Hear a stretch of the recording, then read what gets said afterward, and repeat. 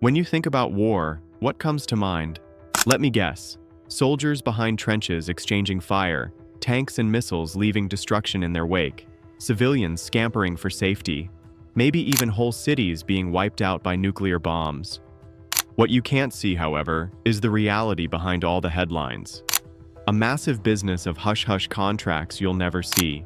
So, while ordinary citizens, refugees, and taxpayers count billions in losses from war, who are the real profiteers? With a staggering $4 trillion in financial losses as per today's dollars, World War II stands as the most expensive war in human history.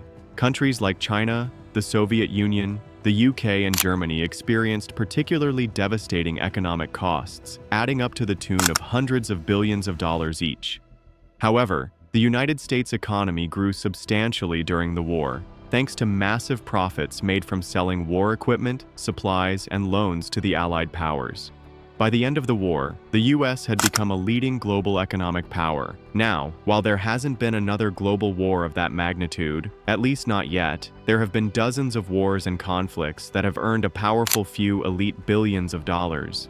To know who the profiteers are, we need to follow the money trail. So, we all know that the money comes from the taxpayers' pockets. Once the government has it, it then distributes to different ministries, according to agreed-upon budgets.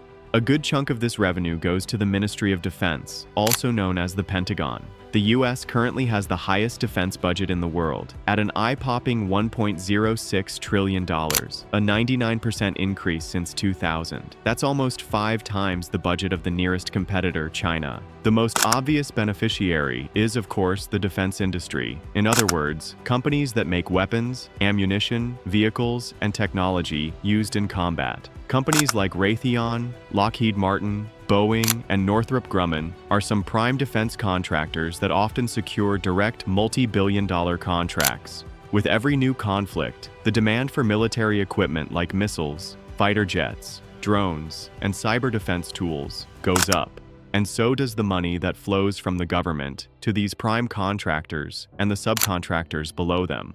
Now, the Ministry of Defense usually employs 2 types of contract mechanics. That is, fixed price and cost plus. With fixed price, the contractor agrees to deliver a product or service at a set price. These are predictable and low risk, which is great for the taxpayer. Then we have cost plus, whereby the government reimburses the contractor for all costs incurred, plus an additional fee or profit margin.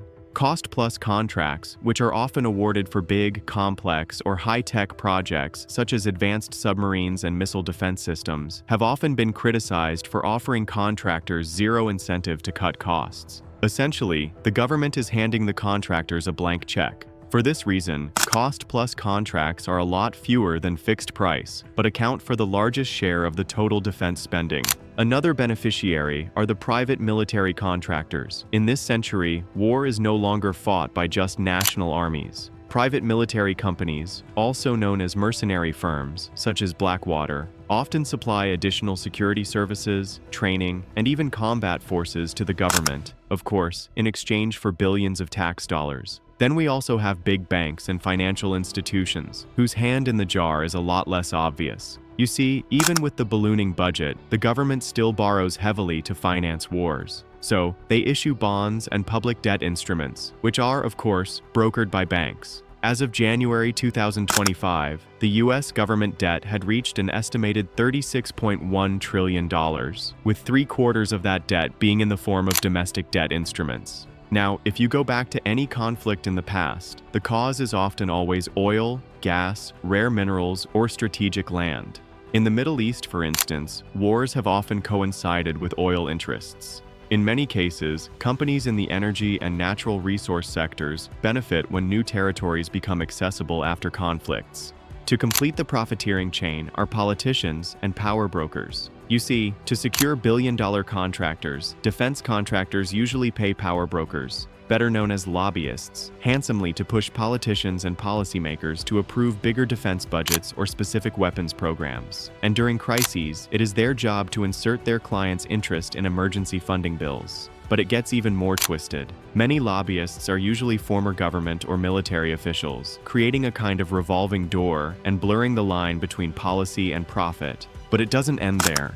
Beyond the money that flows into political pockets, war distracts the masses from domestic issues, helping politicians consolidate power. But here's the player most people overlook: the media.